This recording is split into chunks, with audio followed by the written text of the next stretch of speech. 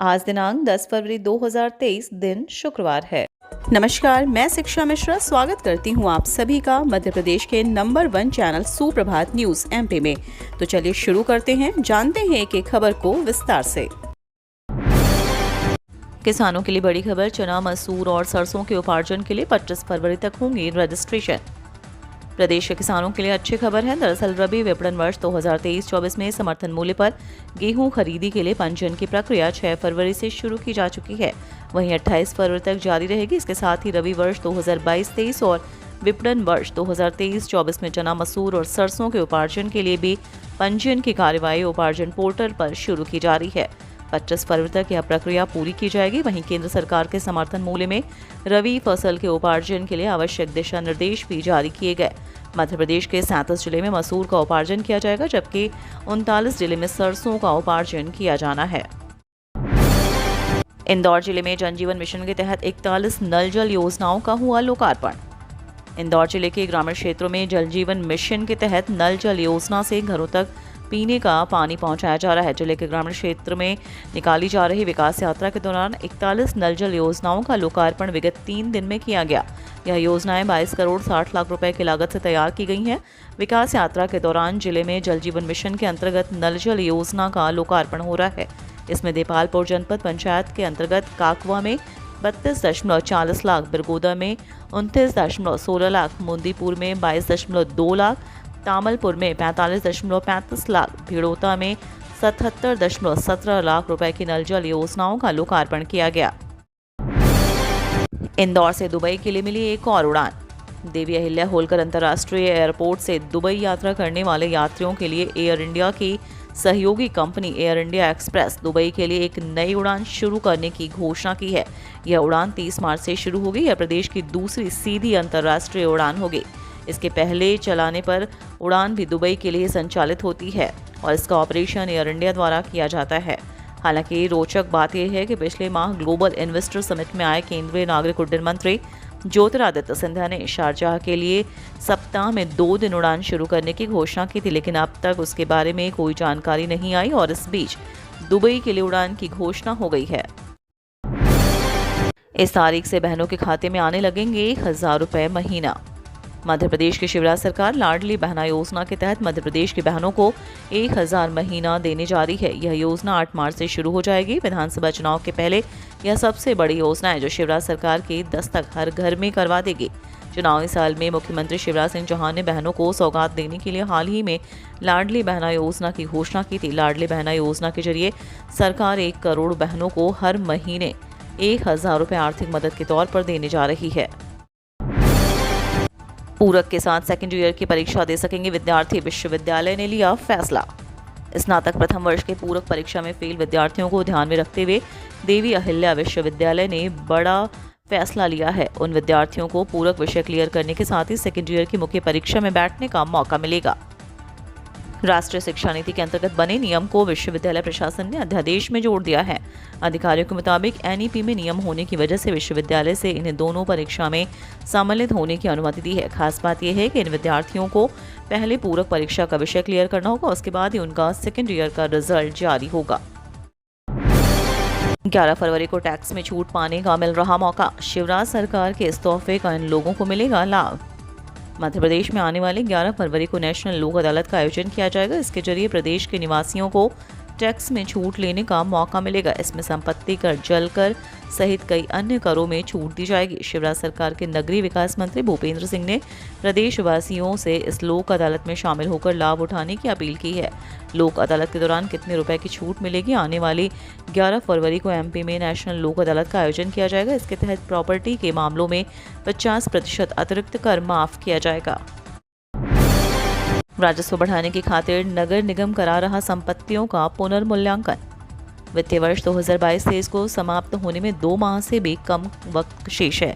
ऐसे में नगर निगम के अधिकारी बकाया राजस्व वसूली के लिए एड़ी चोटी का जोर लगा रहे हैं। वसूली बढ़ाने के लिए ऐसी पुरानी संपत्तियों को चिन्हित किया जा रहा है जिनका वर्षों से वार्ड कार्यालय में संपत्ति कर का खाता नहीं खोला गया है। साथ ही ऐसे प्रतिष्ठानों को भी चिन्हित किया जा रहा है जो रिहायशी अनुमति में बने हुए हैं। नगर निगम अधिकारियों का दावा है कि संपत्ति कर के पुनर्मूल्यांकन से 5 से 10% तक वसूली बढ़ने की उम्मीद है।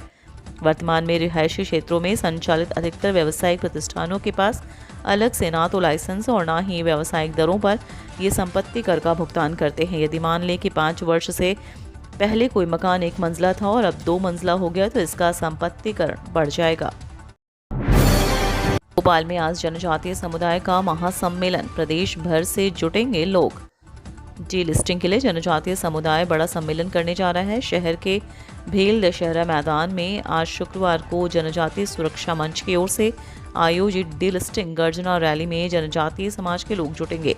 जनजातीय सुरक्षा मंच का क्षेत्रीय संयोजक कालू सिंह मुजालदा ने बताया कि प्रदेश के 40 जिलों से हजारों लोग 10 फरवरी को जुटेंगे। इस रैली को प्रदेश के जनजातीय समुदाय की भावनाओं का प्रकटीकरण बताते हुए उन्होंने कहा कि मांगे पूरी होने तक यह अभियान अनवरत जारी रहेगा।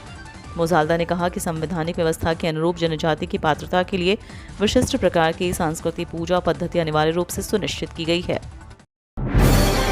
बिजली कंपनी ने उपभोक्ताओं से की धोखे से बचने की अपील। पश्चिम मध्य प्रदेश के बिजली उपभोक्ताओं को भी देश प्रदेश के अन्य स्थानों की तरह अनजान मोबाइल नंबर, गेटवे पोर्टल आदि से बिजली बिल बकाया होने और मोबाइल नंबर पर विशेष कर संपर्क करने, राशि जमा करने के फर्जी संदेश आ रहे हैं। व्हाट्सएप पर फर्जी लेटर भेजकर राशि जमा करने अथवा रात 9:30 बजे पर बिजली बंद होने की सूचना मिल रही है। ये सभी संदेश फर्जी एवं धोखे के लिए भेजे जा रहे हैं। मध्य प्रदेश पश्चिम क्षेत्र विद्युत वितरण कंपनी ने सभी उपभोक्ताओं से विनम्र अपील की है वे बिजली कंपनी के अधिकृत गेटवे MPSEBW से आने वाले SMS को ही वैध माने। इसी के अनुरूप बिजली कंपनी के जोन वितरण केंद्र, पेटीएम, फोन पे, गूगल पे, ऊर्जस ऐप, कंपनी के portal mpwz.co.in, credit card, debit card, MP online आदि के माध्यम से भुगतान करें। कर्मचारियों को इंसेंटिव नहीं मिलने से नाराज है यूनियन, खोला मोर्चा। भेल यूनियनों ने कर्मचारियों को इंसेंटिव व सैलरी नहीं मिलने से भेल प्रबंधन के खिलाफ मोर्चा खोल दिया। भेल कर्मचारियों को इंसेंटिव व सैलरी नहीं मिलने से भारतीय मजदूर संघ निरंतर बैठक रख रही है। यूनियन कार्यालय जुमडे भवन पर बैठकें हो रही हैं जिससे सभी पदाधिकारी, ब्लॉक प्रतिनिधि एवं कार्यकर्तागण उपस्थित होते हैं। सदस्यों से कंपनी एवं ब्लॉक में किसी भी प्रकार की समस्या की प्रतिक्रिया मांगी गई। यूनियन के महामंत्री कमलेश नागपुरी ने बताया कि मौजूदा समय में कर्मचारियों को EPS को लेकर बहुत समस्याएं हो रही हैं। कई बातें सामने आई हैं, जैसे जो इस विकल्प को नहीं चुनता है तो क्या उनको 15,000 बेसिक वेतन के हिसाब से पेंशन का प्राविधान रहेगा। इंदौर में इंजीनियरिंग और इनोवेशन का महासम्मेलन आज से।